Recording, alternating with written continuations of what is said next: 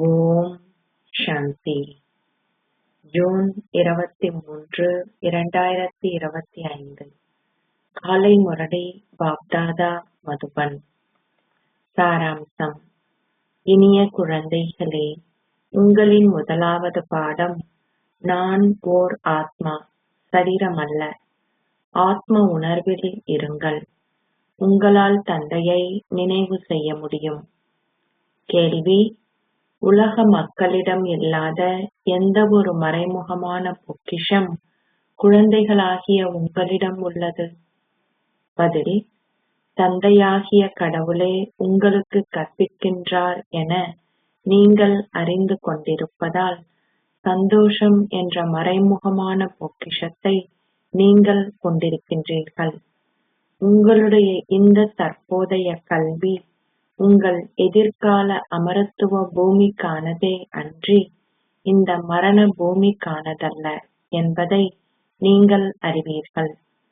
தந்தை கூறுகின்றார், அதிகாலையில் எழுந்து உலா போன்றவற்றிற்கு செல்லுங்கள். ஆனால் முதற் பாடத்தை நினைவு செய்தால் நீங்கள் தொடர்ந்தும் உங்கள் கணக்கில் சந்தோஷத்தை சேமித்துக் கொள்வீர்கள். ஓம் சாந்தி. தந்தை குழந்தைகளாகிய உங்களிடம் கேட்கின்றார், குழந்தைகளே, நீங்கள் இங்கே ஆத்ம உணர்வில் அமர்ந்திருக்கின்றீர்களா? இங்கே அமர்ந்திருக்கும் வேளையில் நீங்கள் ஒவ்வொருவரும் உங்களை ஓர் ஆத்மாவாக கருதுகிறீர்களா? பரமாத்மாவாகிய தந்தையே ஆத்மாக்களாகிய எங்களுக்கு கற்பிக்கின்றார். நீங்கள் சரீரங்கள் அல்ல, ஆத்மாக்கள் என்ற உணர்வு இப்பொழுது குழந்தைகளாகிய உங்களுக்கு இருக்கின்றது. குழந்தைகளாகிய உங்களை ஆத்ம உணர்வுடையவர் ஆக்குவதற்கு முயற்சி செய்யப்பட வேண்டும்.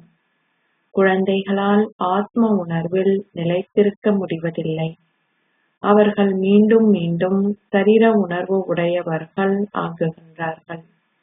இதனாலேயே பாபா வினவுகின்றார், இங்கே நீங்கள் ஆத்ம உணர்வில் அமர்ந்திருக்கின்றீர்களா? நீங்கள் ஆத்ம உணர்வுடையவர் ஆகினால் உங்களால் தந்தையை நினைவு செய்ய முடியும். நீங்கள் சரீர உணர்வில் இருந்தால் உங்கள் லௌகீக உறவினர்களையே நீங்கள் நினைவு செய்வீர்கள். அனைத்துக்கும் முதலில் நான் ஓர் ஆத்மா என்ற வார்த்தைகளை நினைவு செய்யுங்கள்.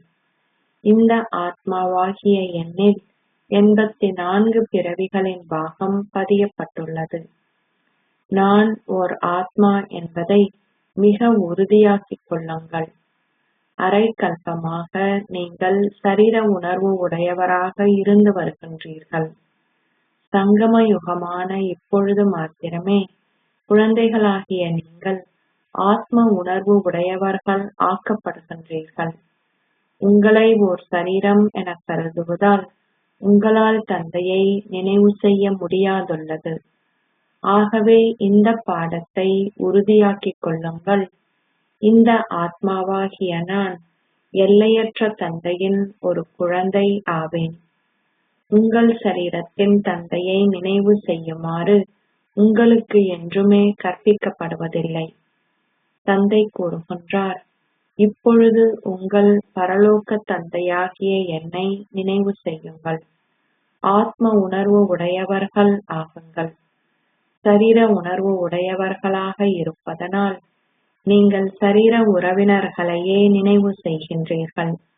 உங்களை ஓர் ஆத்மாவாக கருதி தந்தையை நினைவு செய்வதற்கே முயற்சி தேவையாகும். இவை அனைத்தையும் விளங்கப்படுத்துபவர் யார்? ஆத்மாக்களாகிய எங்கள் அனைவரதும் தந்தை ஆவார். அவரையே அனைவரும் நினைவு செய்து பிரார்த்திக்கின்றார்கள், பாபா வாருங்கள், வந்து இந்த துன்பத்தில் இருந்து எங்களை விடுவியுங்கள். குழந்தைகளாகிய நீங்கள் இந்த கல்வியின் மூலம் உங்கள் எதிர்காலத்திற்கான உயர்ந்ததோர் அந்தஸ்தை பெறுகின்றீர்கள் என்பதை அறிவீர்கள். நீங்கள் இப்பொழுது அதி மங்களகரமான சங்கம யுகத்தில் உள்ளீர்கள். நீங்கள் நீண்ட காலத்திற்கு இந்த மரண பூமியில் இருக்க விரும்பவில்லை. எங்களுடைய இந்த கல்வி எங்கள் எதிர்கால 21 பிறவிகளுக்கானது. நாங்கள் அமரத்துவ பூமியான சத்திய யுகத்திற்காகவே கற்கின்றோம். இந்த ஞானத்தை எங்களுக்கு அமரத்துவ தந்தையே கொடுக்கின்றார். ஆகவே நீங்கள் இங்கே அமர்ந்திருக்கும் பொழுது அனைத்துக்கும் முதலில் உங்களை ஓர் ஆத்மாவாக கருதி தந்தையின் நினைவில் நிலைத்திருங்கள். உங்கள் பாவங்கள் அழிக்கப்படும். நாங்கள் இப்பொழுது சங்கம யுகத்தில் இருக்கின்றோம். பாபா எங்களை அனைவரையும் விட அதி மேன்மையான மனிதர்கள் ஆக்குகின்றார். அவர் கூறுகின்றார், என்னை நினைவு செய்தால் நீங்கள் மேன்மையான மனிதர்கள் ஆகுவீர்கள். மனிதர்களை தேவர்களாக மாற்றுவதற்கே நான் வந்துள்ளேன். சத்திய யுகத்தில் நீங்கள் தேவர்களாக இருந்தீர்கள். எவ்வாறு நீங்கள் ஏணியிலிருந்து கீழே இறங்கினீர்கள் என்பதை இப்பொழுது நீங்கள் அறிவீர்கள். ஆத்மாக்களாகிய எங்களுக்குள் 84 பிறவிகளின் பாகங்கள் பதியப்பட்டுள்ளன. இது உலகிலுள்ள வேறு எவருக்கும் தெரியாது. அந்த பக்தி மார்க்கம் இந்த ஞான மார்க்கத்திலிருந்து வேறுபட்டது. தந்தை கற்பிக்கின்ற ஆத்மாக்கள் மாத்திரமே இவை அனைத்தையும் அறிவார்களேயன்றி வேறு எவரும் இதனை அறியார். இந்த மறைமுகமான பொக்கிஷம் எங்கள் எதிர்காலத்துக்கு உரியது. அமரத்துவ பூமிக்காகவே நீங்கள் கற்கிறீர்களேயன்றி இந்த மரண பூமிக்காக அல்ல. தந்தை கூறுகின்றார், நீங்கள் காலையில் உலா போன்றவற்றிற்கு செல்லலாம். ஆனால் நான் ஓர் ஆத்மா, இந்த சரீரம் அல்ல என்ற முதலாவது பாடத்தை நினைவு செய்யுங்கள். எங்கள் ஆன்மீக பாபாவே எங்களுக்கு கற்பிக்கின்றார். இப்பொழுது இந்த துன்ப உலகம் மாற வேண்டும். சத்திய யுகமே சந்தோஷ உலகம். இந்த ஞானம் அனைத்தும் இப்பொழுது உங்களின் புத்தியில் இருக்கின்றது. இது ஆன்மீக ஞானம். ஞான கடலான தந்தையே ஆன்மீக தந்தை ஆவார். அவர் சரீரமற்றவர்களின் ஆத்மாக்கள் தந்தை ஆவார். ஏனைய அனைத்து உறவுகளும் சரீர உறவுகளே. இப்பொழுது சரீர உறவு முறைகள் அனைத்தையும் துண்டித்து ஒரேயொருவருடன் உங்களை இணைத்துக் கொள்ளுங்கள். மக்கள் பாடுகிறார்கள், என்னுடையவர் ஒருவரே அன்றி வேறு எவருமல்ல. நாங்கள் ஒரேயொரு தந்தையை மாத்திரமே நினைவு செய்கின்றோம். நாங்கள் இந்த சரீரங்களை கூட நினைவு செய்வதில்லை. இந்த பழைய சரீரங்கள் துறக்கப்பட வேண்டும். எவ்வாறு உங்கள் சரீரத்தை விட்டு நீங்குவது என்ற ஞானத்தையும் நீங்கள் பெறுகின்றீர்கள். நினைவில் அமர்ந்திருக்கின்ற பொழுது சரீரம் துறக்கப்பட வேண்டும். இதனாலேயே பாபா கூறுகின்றார், ஆத்ம உணர்வுடையவர் ஆகுங்கள். இதனை தொடர்ந்தும் உங்களுக்குள் அறையுங்கள். தொடர்ந்தும் விதையாகிய தந்தையையும் விருட்சத்தையும் நினைவு செய்யுங்கள். சமய நூல்களில் கல்ப விருட்சம் குறிப்பிடப்பட்டுள்ளது. குழந்தைகளாகிய உங்களுக்கு ஞானக் கடலான தந்தையே உங்களுக்கு கற்பிக்கின்றார் என்பது தெரியும். உங்களுக்கு கற்பிப்பது ஒரு மனிதர் அல்ல. இதனை மிக உறுதியாக்கிக் கொள்ளுங்கள். நீங்கள் கற்க வேண்டும். சத்திய யுகத்திலும் உங்களுக்கு கற்பிப்பவர்கள் சரீரதாரிகளே. இங்கு இந்த ஒரேயொருவர் ஒரு சரீரதாரி அல்ல. அவர் கூறுகின்றார், நான் ஒரு பழைய சரீரத்தின் ஆதாரத்தை எடுத்து உங்களுக்கு கற்பிக்கின்றேன். இவ்வாறாகவே நான் ஒவ்வொரு கல்பத்திலும் உங்களுக்கு கற்பிக்கின்றேன். நான் மீண்டும் வந்து இதே போன்று அடுத்த கல்பத்திலும் உங்களுக்கு கற்பிப்பேன். இப்பொழுது என்னை நினைவு செய்தால் உங்கள் பாவங்கள் அழிக்கப்படும். நானே தூய்மையாக்குபவர். நான் சர்வ சக்திவானென அழைக்கப்படுகின்றேன். எனினும் மாயையும் குறைந்தவள் அல்ல, அவளும் சக்தி வாய்ந்தவள். அவள் உங்களை எங்கிருந்து வீழ்த்துகின்றாள் என பாருங்கள். இவை அனைத்தையும் நீங்கள் நினைவு செய்கிறீர்கள் இல்லையா? 84 பிறவிகளின் சக்கரம் நினைவு கூறப்படுகின்றது. அது மனிதர்களுக்கே பொருந்துகின்றது. பலர் கேட்கிறார்கள், மிருகங்களுக்கு என்ன நடக்கும்? எவ்வாறாயினும் இங்கே இது மிருகங்களுக்கான விஷயம் அல்ல. தந்தை தனது குழந்தைகளுடன் மாத்திரமே பேசுகின்றார்.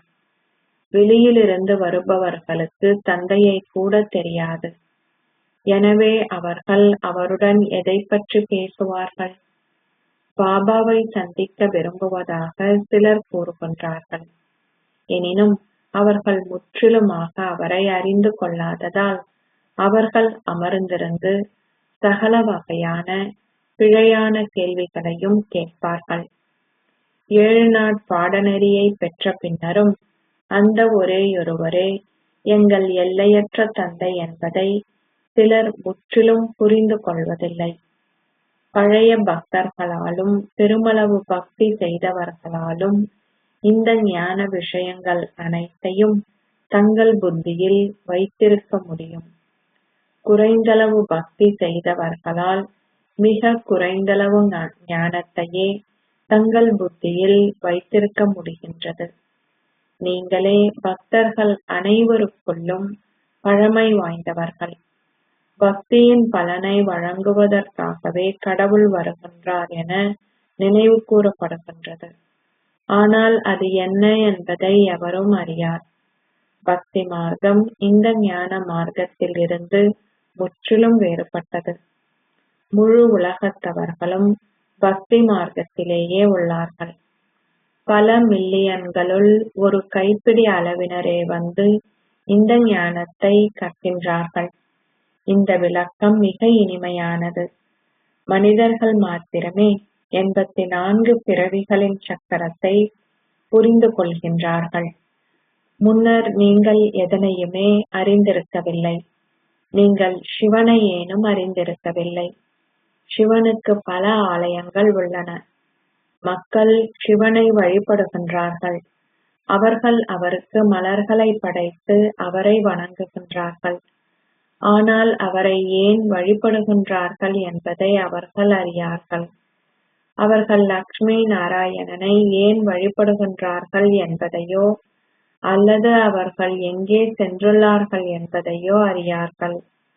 தங்களுடைய பூஜிப்பதற்கு தகுதி வாய்ந்த ஆத்மாக்கள் யார் என்பது பாரத மக்களுக்கும் தெரியாது. கிறிஸ்து இன்ன வருடத்தில் வந்து தனது சமயத்தை ஸ்தாபித்தார் என்பது கிறிஸ்துவர்களுக்கு தெரியும். சிவபாபாவை எவருக்குமே தெரியாது. சிவன் மாத்திரமே தூய்மையாக்குபவர் என அழைக்கப்படுகின்றார். அவர் மாத்திரமே அதி மேலானவர். மக்கள் அவரை அதிகளவில் வழிபடுகின்றார்கள். அவரே அனைவருக்கும் சர்க்கதி அருள்பவர். அவர் எவ்வாறு உங்களுக்கு கற்பிக்கின்றார் என பாருங்கள். வந்து உங்களை தூய்மையாக்குமாறு தந்தையை நீங்கள் அழைக்கின்றீர்கள். ஆலயங்களில் மக்கள் அதிகளவு வழிபாடு செய்வதுடன் அதிக ஆடம்பரத்துடன் கோலாகலமாக கொண்டாடுகின்றார்கள். அவர்கள் அதிகளவு செலவு செய்கின்றார்கள். இதனை ஸ்ரீநாத், ஜெகந்நாத் ஆலயங்களில் சென்று பாருங்கள். இரண்டுமே ஒன்றுதான். ஜெகந்நாத் ஆலயத்தில் ஒரு பானை சோறே சமைக்கப்படுகின்றது. ஆனால் ஸ்ரீநாத்தில் பல வகையான உயர் ரக உணவை பெருமளவு சமைக்கின்றார்கள். ஏன் இந்த வேறுபாடு உள்ளது? இதற்கு ஒரு காரணம் இருக்க வேண்டும். ஸ்ரீநாத், ஜெகந்நாத் ஆகிய 2 விக்கிரகங்களும் கருங்கல்லிலேயே செதுக்கப்பட்டவையாகும். அவர்களுக்கு இதற்கான காரணம் முற்றிலும் புரியவில்லை. ஜெகந்நாத் லக்ஷ்மி நாராயணனை அல்லது ராதை கிருஷ்ணரை பிரதிநிதிப்படுத்துகின்றார் என நீங்கள் கூறுவீர்களா? ராதை கிருஷ்ணருக்கும் லக்ஷ்மி நாராயணனுக்கும் இடையில் உள்ள உறவுமுறை என்ன என்பதை எவரும் புரிந்து கொள்வதில்லை. நீங்கள் வழிபட தகுதி வாய்ந்த தேவர்களாக இருந்தீர்கள் எனவும் நீங்கள் இப்பொழுது வழிபடுபவர்கள் ஆகியுள்ளீர்கள் எனவும் இப்பொழுது குழந்தைகளாகிய நீங்கள் அறிவீர்கள். முழு சக்கரத்தையும் நீங்கள் சுற்றி வந்துள்ளீர்கள். மீண்டும் ஒருமுறை தேவர்கள் ஆகுவதற்காகவே நீங்கள் இப்பொழுது கற்கின்றீர்கள். இதனை உங்களுக்கு கற்பிப்பவர் ஒரு மனிதர் அல்ல. இவை கடவுளின் வாசகங்கள். கடவுள் ஞானக்கடல் எனவும் அழைக்கப்படுகிறார். ஞானக்கடலான தூய்மை ஆக்குகின்ற தந்தையை நினைவு செய்கின்ற பல பக்தி கடல்கள் உள்ளன. நீங்கள் தூய்மை அற்றவர்கள் ஆகிவிட்டீர்கள். ஆகையால் நிச்சயமாக நீங்கள் மீண்டும் தூய்மையானவர்கள் ஆக வேண்டும். இது தூய்மையற்ற உலகம். இது ஸ்வர்க்கம் அல்ல. வைகுந்தம் எங்குள்ளது என எவருக்குமே தெரியாது. இன்னார் வைகுந்தத்திற்கு சென்று விட்டார் என அவர்கள் கூறுகிறார்கள். எனவே அவர்கள் ஏன் அந்த ஆத்மாவிற்கு நரகத்தின் உணவை பிராமண புரோகிதர் மூலம் ஊட்டுகின்றார்கள்? சத்திய யுகத்தில் பல்வேறு வகையான மலர்களும் பழங்களும் உள்ளன. இங்கே உங்களிடம் என்னதான் இருக்கிறது? இது நரகம். இப்பொழுது நீங்கள் ஸ்வர்க்கவாசிகள் ஆகுவதற்கான முயற்சியை செய்வதற்கு பாபாவினால் தூண்டப்படுகிறீர்கள் என்பதை நீங்கள் அறிவீர்கள். நீங்கள் தூய்மை அற்றவர்களிலிருந்து தூய்மையாக வேண்டும். இதனை செய்வதற்கான வழியை தந்தை உங்களுக்கு காட்டியுள்ளார். தந்தை உங்களுக்கு ஒவ்வொரு சக்கரத்திலும் இந்த வழியை காட்டுகின்றார். என்னை நினைவு செய்தால் உங்கள் பாவங்கள் அழிக்கப்படும். நீங்கள் இப்பொழுது அதி மங்களகரமான சங்கம யுகத்தில் இருக்கின்றீர்கள் என உங்களுக்கு தெரியும். நீங்கள் கூறுகின்றீர்கள், பாபா, நாங்கள் 5000 வருடங்களுக்கு முன்னரும் இவ்வாறு ஆகினோம். ஒவ்வொரு கல்பத்திலும் பாபா உங்களுக்கு கூறுகின்ற அமரத்துவ கதையை நீங்கள் செவிமடுக்கின்றீர்கள் என உங்களுக்கு தெரியும். சிவபாபாவே அமரத்துவ பிரபு ஆவார். எனினும் அவர் அமர்ந்திருந்து பார்வதிக்கு கதை கூறினார் என்றில்லை. அது பக்தியாகும்.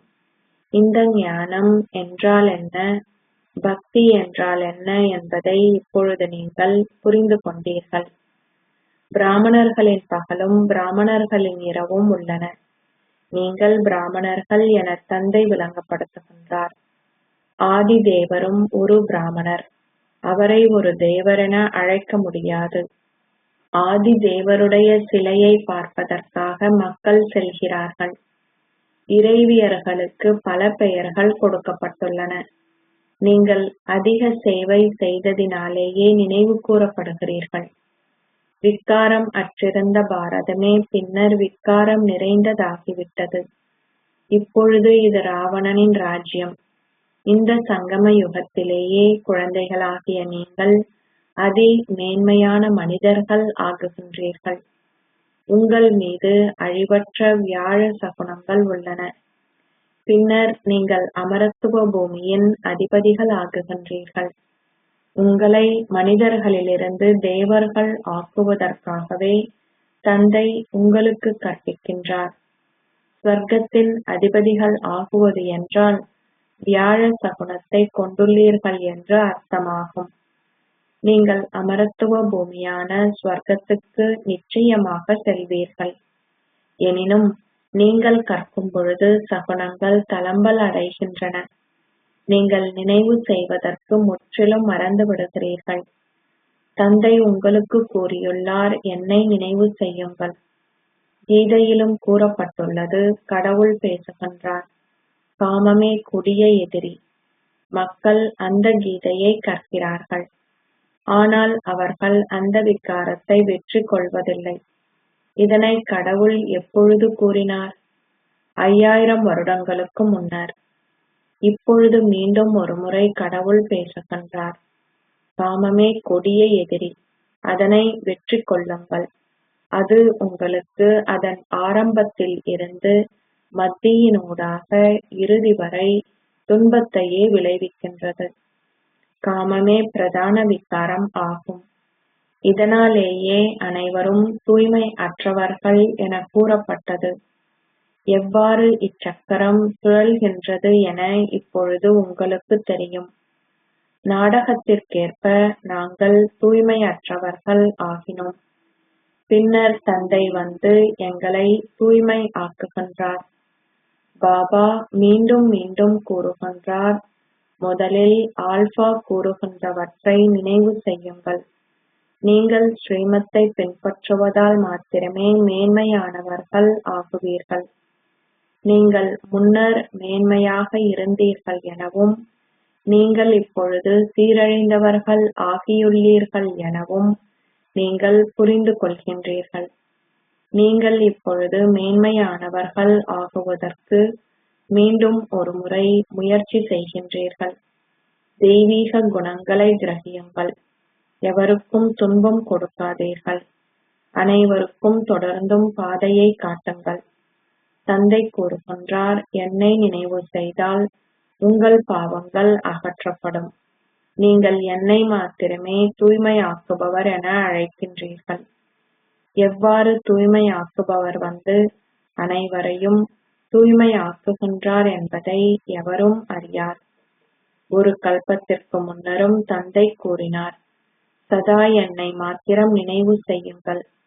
இந்த யோகத்தீயிலேயே உங்கள் பாவங்கள் எரிக்கப்படும். கலப்படம் அகற்றப்படும் பொழுது ஆத்மா தூய்மையாகுகின்றார். தங்கத்தில் கலப்படம் கலக்கப்பட்டுள்ளது. ஆகவே அதனால் செய்யப்படும் ஆபரணங்கள் அதனை போன்றதே. எவ்வாறு ஆத்மாக்களில் கலப்படம் கலந்துள்ளது என்பதை தந்தை இப்பொழுது குழந்தைகளாகிய உங்களுக்கு விளங்கப்படுத்தியுள்ளார். அது அகற்றப்பட வேண்டும். வந்து குழந்தைகளாகிய உங்களை ஆத்ம உணர்வு உடையவர்கள் ஆக்குவது நாடகத்தில் தந்தையின் பாகமாகும். நீங்கள் தூய்மையானவர்கள் ஆக வேண்டும். சத்திய யுகத்தில் நீங்கள் வைஷ்ணவர்களாக இருந்தீர்கள் என்பதை நீங்கள் அறிவீர்கள். அது தூய இல்லற ஆசிரமமாக இருந்தது. நாங்கள் இப்பொழுது தூய விஷ்ணு தாமத்தின் அதிபதிகள் ஆகுகின்றோம். நீங்கள் இரட்டை வைஷ்ணவர்கள் ஆகுகின்றீர்கள். அதாவது தூய தாவர உணவு அருந்துபவர். நீங்கள் உண்மையான வைஷ்ணவர்கள். அந்த மக்கள் விகாரத்தில் ஈடுபடுகின்ற வைஷ்ணவ சமயத்துக்கு உரியவர்கள். நீங்கள் விகாரமற்ற வைஷ்ணவ சமயத்துக்கு உரியவர்கள். முதலில் நீங்கள் இப்பொழுது தந்தையை நினைவு செய்கின்றீர்கள். இரண்டாவதாக நீங்கள் தந்தையை உங்களுக்கு கொடுக்கும் இந்த ஞானத்தை கிரகிக்கின்றீர்கள். நீங்கள் அரசர்களுக்கு எல்லாம் அரசர்கள் ஆகுகின்றீர்கள். அந்த மக்கள் குறுகிய காலத்திற்கு ஒரு பிறவிக்கு மாத்திரம் அரசர்கள் ஆகுகின்றார்கள். உங்கள் ராஜ்யம் 21 வம்சங்களுக்கு, அதாவது முழு யுகத்திற்கும் நீடிக்கின்றது. அங்கே ஒரு பொழுதும் அகால மரணம் இருப்பதில்லை. நீங்கள் இப்பொழுது மரணத்தை வென்றவர்கள் ஆகுகின்றீர்கள். நேரம் வரும்பொழுது நீங்கள் உங்கள் பழைய தோலை நீக்கி புதியதொன்றை எடுக்க வேண்டும் என்பதை புரிந்து கொள்கின்றீர்கள். நீங்கள் அதன் காட்சிகளை காண்பீர்கள். சந்தோஷத்தில் வாத்தியங்கள் இசைக்கப்படும்.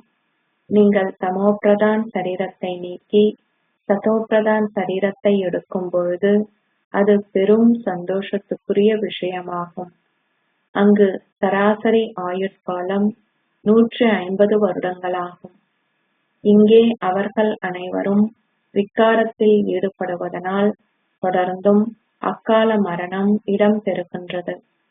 முறையாக மிக சரியான யோகம் செய்யும் குழந்தைகளால் யோக சக்தியின் மூலம் இடம்பெறுகின்றது.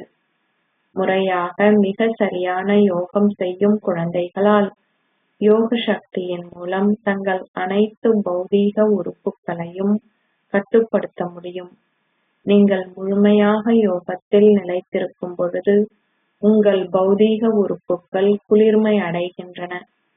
சத்திய யுகத்தில் உங்கள் பௌதீக உறுப்புகள் எவையும் உங்களை ஏமாற்ற மாட்டாது.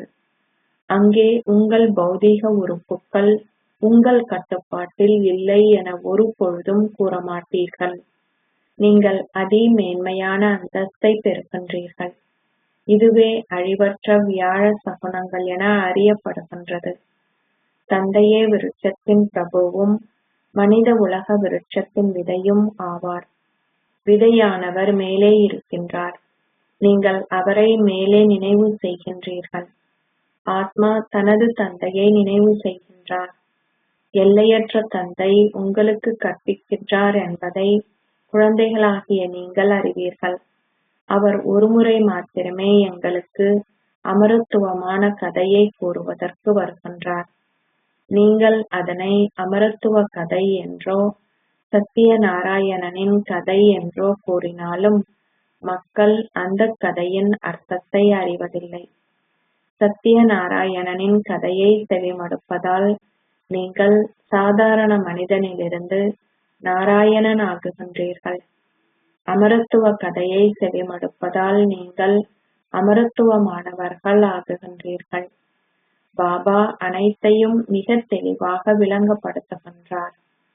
அச்சா, இனிமையிலும் இனிமையான அன்புக்குரிய, எப்போதோ தொலைந்து இப்போது கண்டுபிடிக்கப்பட்டிருக்கும் குழந்தைகளுக்கு உங்கள் தாய் தந்தையாக இருக்கும் பாப் தாதாவின் அன்பும் நினைவுகளும் காலை வந்தனங்களும். ஆன்மீக தந்தை ஆன்மீக குழந்தைகளுக்கு நமஸ்தே சொல்கிறார். ஆன்மீக குழந்தைகள் ஆன்மீக தந்தைக்கு நமஸ்தே சொல்கின்றனர். தாரணைக்கான சாராம்சம். 1. உங்கள் பௌதீக உறுப்புக்கள் அனைத்தையும் யோக சக்தியினால் கட்டுப்படுத்துங்கள். விருட்சத்தின் பிரபுவான ஒரேயொரு தந்தையின் நினைவில் நிலைத்திருங்கள். ஓர் உண்மையான வைஷ்ணவர் ஆகுங்கள், அதாவது தூய்மை ஆகுங்கள். 2. அதிகாலையில் விழித்தெழுந்து முதலாவது பாடத்தை உறுதி செய்யுங்கள். நான் ஓர் ஆத்மா, சரீரமல்ல. எங்கள் ஆன்மீக பாபா எங்களுக்கு கற்பிக்கின்றார். இந்த துன்ப உலகம் இப்போது மாற வேண்டும். இவ்வாறாக இந்த ஞானம் அனைத்தையும் கடைவதற்கு உங்கள் புத்தியை தொடர்ந்தும் பயன்படுத்துங்கள். ஆசீர்வாதம். நீங்கள் ஒவ்வொரு பொக்கிஷத்தையும் பயன்படுத்துவதன் மூலம் பல மில்லியன்கள் வருமானத்தை சேகரித்து பல மில்லியன் மடங்கு பாக்கியசாலி ஆகுவீர்களாக. நாடகத்தின்படி சங்கமயுக நேரத்திலேயே நீங்கள் ஒவ்வொரு வினாடியும் பல மில்லியன்கள் வருமானத்தை சேகரிக்கும் ஆசீர்வாதத்தை பெறுகிறீர்கள். உங்களுக்காக இத்தகைய ஆசீர்வாதத்தை பயன்படுத்தி அதை மற்றவர்களுக்கும் தானம் செய்யுங்கள். அதே போன்று எண்ணங்களின் பொக்கிஷத்தை, இந்த ஞான பொக்கிஷத்தை, பௌதீக செல்வத்தின் பொக்கிஷத்தையும் பயன்படுத்தி பல மில்லியன்கள் வருமானத்தை சேகரியுங்கள். ஏனென்றால் இந்த வேளையில் உங்களின் பௌதீக செல்வத்தை இறைவனுக்கு அர்ப்பணிப்பதன் மூலம் ஒரு புதிய பைசாவின் சதம் மதிப்பு ஓர் ரத்தினத்திற்கு சமமானது ஆகுகிறது. எனவே சகல பொக்கிஷங்களையும் உங்களுக்காகவும் சேவைக்காகவும் பயன்படுத்துங்கள். நீங்கள் பல மில்லியன்கள் மடங்கு பாக்கியசாலி ஆகுவீர்கள். ஸ்லோகம். உங்களின் இதயத்தில் அன்பு இருக்கும்போது உங்களால் இலகுவாக எல்லோருடைய ஒத்துழைப்பையும் பெற முடியும். அவ்யக்த சமிக்கை. ஆத்ம உணர்வு ஸ்திதியில் இருப்பதை பயிற்சி செய்யுங்கள். அகநோக்கில் இருங்கள். உங்களின் சரீரத்தில் உள்ள ஆத்மா எல்லோருக்கும் தெளிவாக தெரியக்கூடிய வகையில் வெளிப்படையானவர் ஆகுங்கள். உங்களின் ஆத்ம உணர்வு ரூபம் எல்லோருக்கும் அவர்களின் ஆத்மாவின் ரூபத்தின் காட்சியை கொடுக்க வேண்டும். இதுவே அவ்யக்த ஸ்திதியின் அல்லது ஆத்ம உணர்வு ஸ்திதியின் அனுபவத்தை கொடுத்தல் எனப்படுகிறது. ஓம் சாந்தி.